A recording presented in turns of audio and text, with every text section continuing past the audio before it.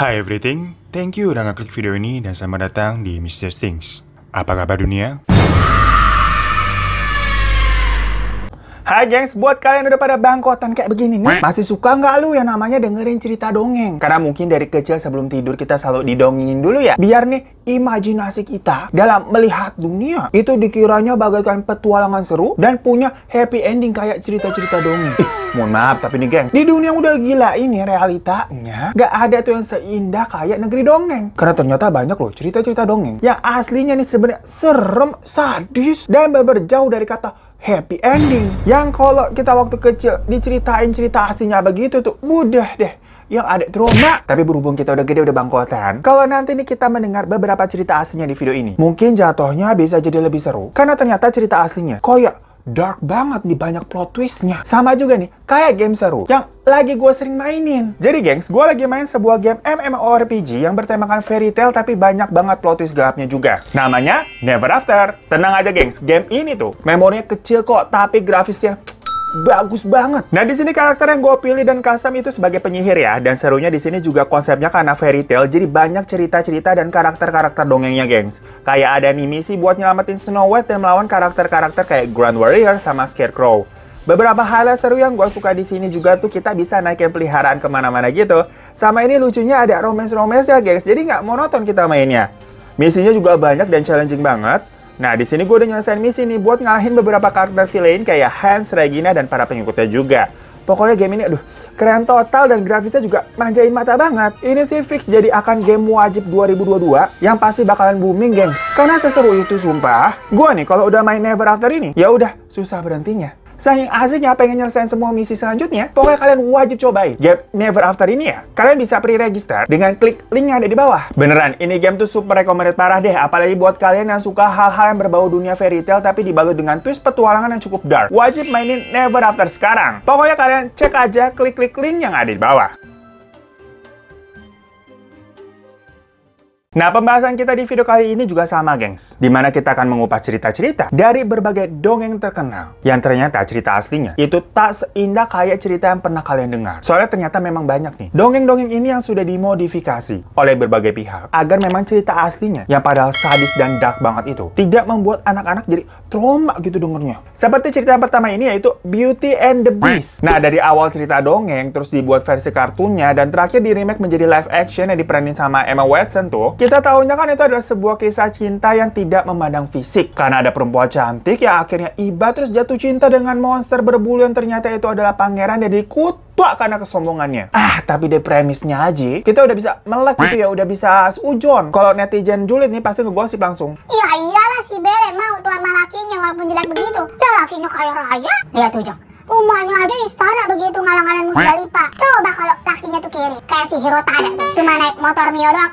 Mau si Belle. Canda Mio ya. Karena memang kan ternyata di kisah aslinya, si pangeran Beast-nya ini tuh emang terinspirasi dari seorang laki-laki yang beneran ada, beneran hidup di dunia nyata, gengs. Tapi bukan monster atau siluman ya. Dikira ntar ini Tebo anak genderuwo kali. Ketahuan dulu nongkrongnya di Ramayana lu pasti. Jadi ceritanya nih di tahun 1740, ada seorang penulis bernama Gabriel de Villeneuve. Ya mohon maaf nih, kita lidahnya kalau suruh ngomong yang ribet begini kaku. Dimana dia menulis sebuah cerita berjudul La Belle et la Bête. Mohon maaf tapi ini bahasa Perancis ya, bukan Betawi. Jadi bacanya harus ada logatnya gitu. La Belle et la Bête. Jangan lah si Belle et dah bete dia. Sejak kapan si Belle tinggalnya di Bekasi? Ledok banget begitu. Nah, dari arti kata tadi tuh, La Belle et la Bête, kalau di Google Translatein artinya memang Beauty and the Beast. Dan tokoh di dalam cerita itu tuh terinspirasi dari kisah seorang laki-laki bernama Petrus Gonsalvus. Di mana Petrus ini lahir sekitar tahun 1537 dengan kondisi kelainan yang disebut hypertrichosis, di mana sekujur tubuhnya itu ditumbuhi rambut, geng. Kalau kalian ada yang nonton video gue mengenai Juliana Pasrana, si wanita babuan tuh ya, yang julukannya begitu kan karena berbulu, kelainannya sama kayak gitu persis, geng. Makanya buat yang belum nonton nanti nonton ya, seru juga tuh videonya. Dan kisah hidup Petrus ini juga nggak kalah tragis. Karena semenjak kecil dia diperlakukan kayak hewan, geng. Perkara kondisinya berbulu begitu. Jadi sama keluarganya tuh dia dimasukin ke dalam kandang dan dikasih dikasih makanan-makanan mentah. Bener-bener diperlakukan kayak hewan. Dan waktu umur 10 tahun, Petrus ini ceritanya dikirim ke istana sebagai hadiah buat raja yang menjabat pada saat itu. Semacam tapi untuk peliharaan atau hiburannya si raja doang. Ya kan emang dianggapnya sebagai hewan. Tapi si rajanya ini hatinya baik kayak gua. Karena dia ngelihatnya Petrus ini sebenarnya manusia dan gak ada buas-buasnya kayak hewan. Malah sang raja melihat si Petrus ini itu semacam kayak keunikan. Karena kan kondisinya lain daripada yang lain. Dari situ si Petrus hidupnya udah gak di kandang lagi. Malahan dia diperlakukan selayaknya keluarga kerajaan. Dan sampai diajarin 3 bahasa. Pokoknya dia auto naik lah derajatnya. Sampai akhirnya waktu si rajanya ini meninggal, Petrus akhirnya jatuh menjadi properti milik sang ratu. Yang ternyata ratunya itu hatinya kagak sebaik si raja. Dimana ratunya ini tuh berjiwa kepo, geng. Dia penasaran nih, random nih tahu-tahu lagi gabut gitu ya kali. Terus mikir, makhluk kayak Petrus nih kira-kira bisa punya anak kagak ya dia? Dan yang namanya ratu, segala keinginan dan rasa penasarannya itu harus dipenuhi dong. Eksperimen lah dia ngejodohin si Petrus sama ada nih salah satu pelayannya yang bernama Catherine. Disuruh kalian berdua coba-coba anda tuh. Akhirnya setelah berdua mereka punya 7 orang anak dan 4 diantaranya itu ngalamin kondisi kayak bapaknya jadi berbulu juga. Abis rasa penasaran dari si ratu terjawab, ternyata kan berarti Petrus ini bisa punya anak nih. Si ratu melihat ada potensi cuan di situ. Dimana sang ratu malah membawa Petrus dan keluarganya untuk tur keliling Eropa buat dipertontonkan sebagai keluarga aneh. Jadi Petrus dan keluarganya itu dipertontonkan menjadi kayak pertunjukan keluarga aneh berbulu seperti manusia serigala. Persis deh kayak cerita Juliana Pasrana pokoknya, gengs. Tapi dari situ Petrus akhirnya kan terkenal dan dia dijual lagi ke seorang bangsawan Itali. Namun sayangnya si bangsawan Italinya ini nggak kalah jahat kayak si ratu. Soalnya 4 anak Petrus tadi yang pada berbulu itu dimasukin kandang dan dikirim ke orang-orang sebagai hadiah. Jadi ini balik lagi kayak nasib bapaknya Petrus waktu dulu. Muter aja begitu nasibnya. Nah dari situ kisah Petrus ditulis sama Gabriele de Villeneuve yang tadi itu, dan ceritanya sangat meledak dan terkenal pada zamannya. Yang akhirnya cerita itu banyak ditulis ulang lagi dan dimodifikasi menjadi sebuah kisah romantis karena banyak pihak yang sebenarnya ingin mendengar kalau kisah hidupnya si Petrus ini jadi happy ending. Jadilah cerita Beauty and the Beast yang seperti kita tahu sekarang. Padahal mah boro-boro kagak ada happy endingnya. Antagonis semua ceritanya habisnya di situ tadi. Giliran ada yang baik matinya cepet tuh si raja. Iya emang katanya begitu ya gengs ya. Kalau orang baik meninggalnya cepet, makanya lu pada mati duluan nih.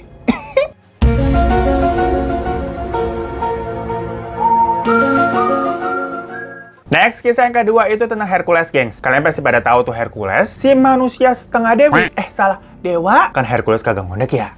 Hati-hati lu, dia kuat banget bisa ngangkat macam-macam. Kecuali kalau disuruh ngangkat beban keluarga kayak lu, mungkin repot kalau ceritanya ya. Nah, kisah Hercules yang kita tahu selama ini nih, mulai dari versi kartun, versi serial, sampai movie-nya, yang banyak juga versinya tuh ya. Itu rupanya udah banyak banget nih modif dari cerita aslinya. Karena di kisah aslinya nih, menurut mitologi Yunani, itu nggak cocok diceritain kanak-kanak. Jadi kalau menurut mitologi Yunaninya, Hercules itu memang anak dari dewa Zeus, yang merupakan rajanya dari para dewa-dewi Yunani deh tuh, dan terkenal suka main cewek tuh si Zeus. Ceritanya dulu dewa Zeus ini padahal udah punya istri tuh namanya Hera. Si Zeus jatuh cinta sama perempuan manusia bernama Alcmene. Tapi gilanya si Alcmene ini itu sebenarnya juga udah punya suami, geng. Jadi ribet banget ya. Karena Zeus ini udah keburu naksir, dia tuh sampai menyamar, mengubah wujudnya nih menjadi si suaminya Alcmene ini. Alcmene, susah banget namanya. Ya si Alcmene ini ngeliat ada sosok suaminya ya, padahal itu dewa Zeus yang lagi cosplay malam Jumatan ya mereka. Tau lah ya kalau malam Jumat ngapain.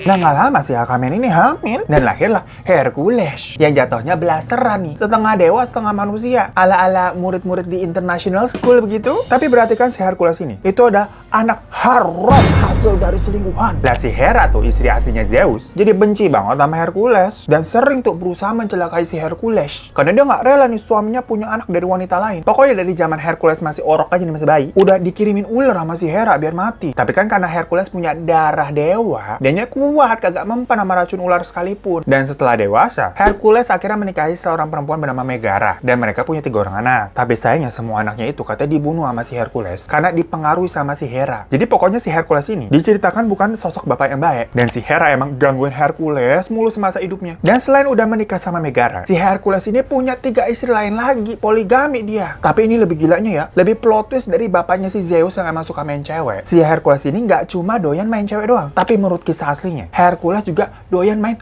pedang-pedangan karena dia punya pacar laki-laki bernama Iolaus atau Iolaus gitu tulisannya ya. Dimana si Iolaus ini adalah keponakan Hercules sendiri sekaligus pengawal pribadi dan supir kudanya si Hercules. Bahkan kisah cinta dari Hercules dan Iolaus ini itu dijadikan lambang cinta sesama jenis. Yang mana pada zaman dulu kalau ada pasangan sesama laki-laki nih yang misalkan mereka mau menikah, mereka tuh akan datang ke makamnya Iolaus buat mengikat janji mereka satu sama lain di situ tuh di makamnya. Nah sekarang ngerti kan kenapa cerita asli dari Hercules ini itu nggak mungkin diceritain karena kecil. Ngerti dong? Masa nggak ngerti?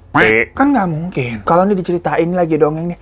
Akhirnya Hercules dan Iolaus hidup bahagia bersama main pedang-pedangan setiap malam. Yang ada nanti si anak nanya, Main pedang-pedangnya gimana tuh? ih repot.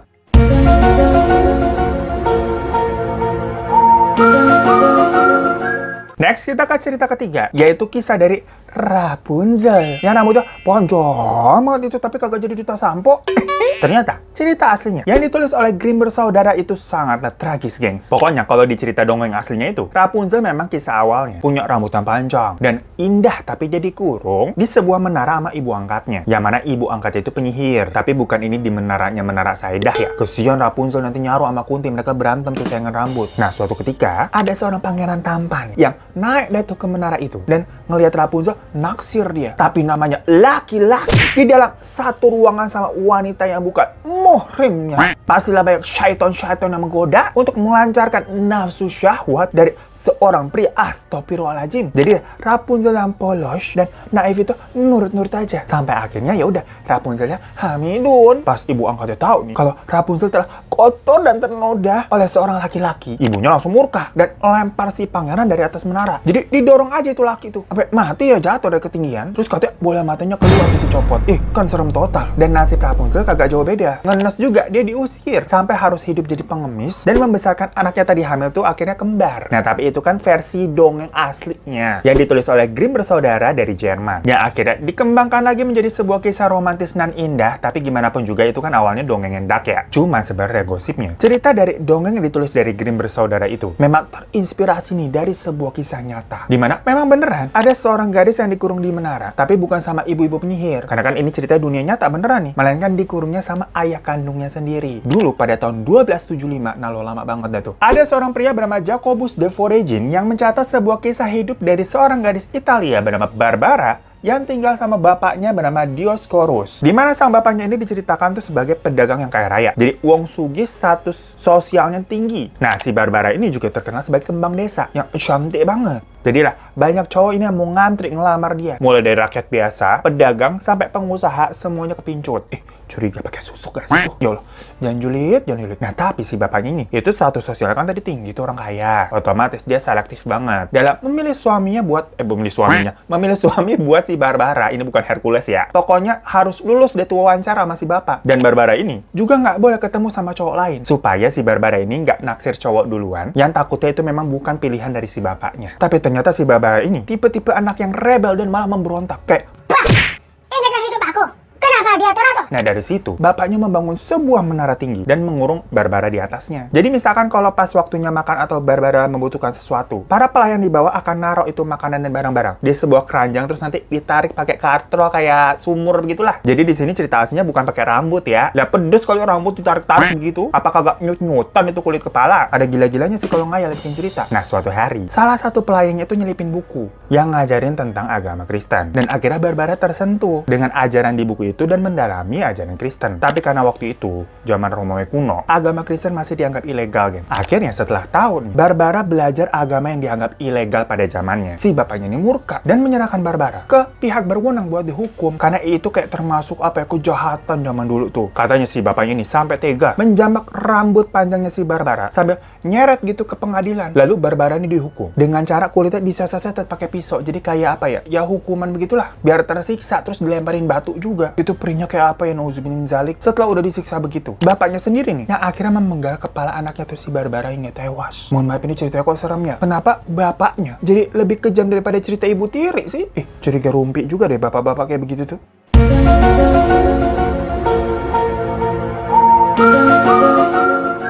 Next kita ke kisah berikutnya, yaitu ada Little Red Riding Hood alias gadis bertudung saji, salah dong, bertudung merah. Dimana kisah yang kalau kita dengar dari kecil, itu kan menceritakan ada seorang gadis nih yang mau nganterin makanan ke rumah nenek. Tapi ternyata di rumah neneknya udah standby tuh serigala yang cosplay jadi si nenek. Padahal nenek udah dimakan. Pas si serigala itu mau nyerbu si anak gadis tadi, ada pemburu tuh yang menyelamatkannya dengan menembak serigala sampai mati. Nah, kita lagi bilang. Dan perut serigala itu dibelek, keluar dari si nenek yang masih hidup. Sehat walafiat gitu keadaannya. Terus happily ever after. Cuma ternyata di versi asli dari dongeng, yang lagi-lagi ditulis sama Grimm bersaudara. Nah ya, gengs.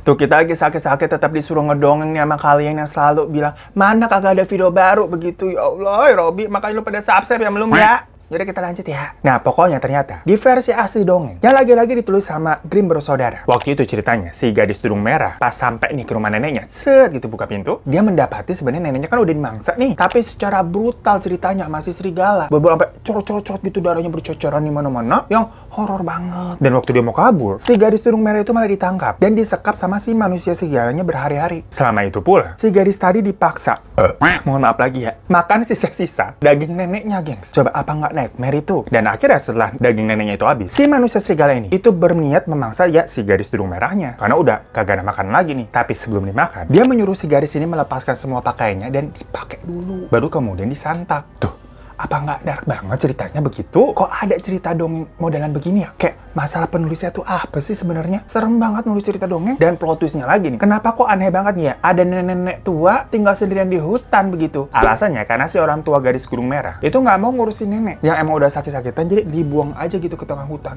Sementara si gadis kurung merahnya selaku cucu lah ya, itu hatinya masih polos. Jadi dia tetap mau menjenguk nenek, tapi kepolosannya dinodai oleh serigala. Apa kabar dunia?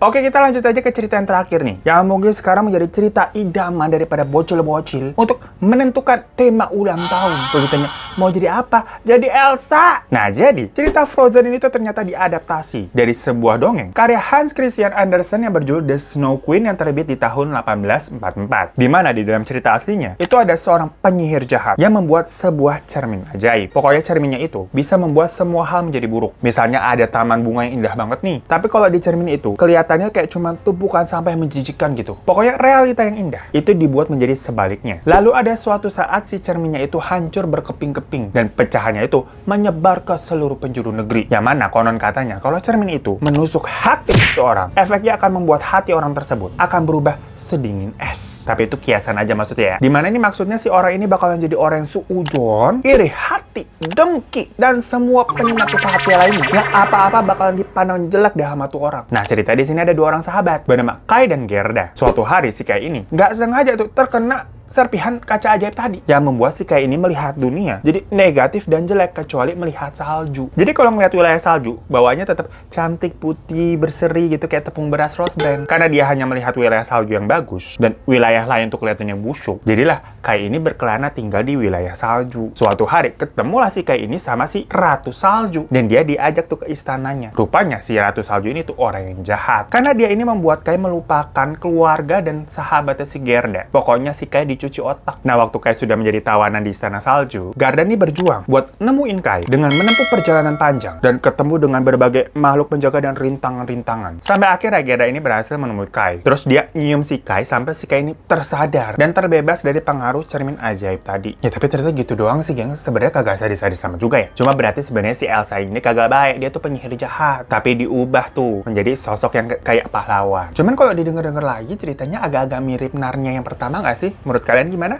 Komen di bawah ya. Oke, yang kurang lebih tadi tuh beberapa cerita dongeng yang agak plot twist kalau dibandingkan dengan cerita kisah aslinya. Yang paling bikin kalian tidak nyangka sama ceritanya kok ternyata begitu ya? Yang mana nih? Komen di bawah. Sebenarnya ada beberapa cerita dongeng lainnya yang udah pernah gue bawain tapi dulu. Yang ini nih, muka gue masih tirus gitu ya, masih beli ya. Ngomongnya juga masih kaku kayak anak baru lagi di ospek. Pokoknya di situ ada cerita-cerita lain kayak ada Snow White, Little Mermaid, sama Sleeping Beauty gitu macam-macam. Kalau mau dicek, cek-cek aja yang ini ya. Sama jangan lupa cek-cek juga info-info di kolom deskripsi di bawah. Diklik tuh linknya buat pre-register game Never After yang tadi tuh. Langsung download dan buka di App Store kalian. Karena gamenya seru banget, geng. Banyak toko-toko fairy tale-nya juga. Wajib diklik dan dicoba pokoknya ya. Thank you semua udah nonton, kita udah mulai bingung nih. Udahan dulu, terima kasih. Jangan lupa untuk subscribe yang belum, kalau udah terima kasih. Terima kasih mulu, ya nggak apa-apa lah ya. Boleh minta like-nya, follow juga Instagram gue @hirotadivan. Sampai jumpa di kasus bisnis selanjutnya. Assalamualaikum.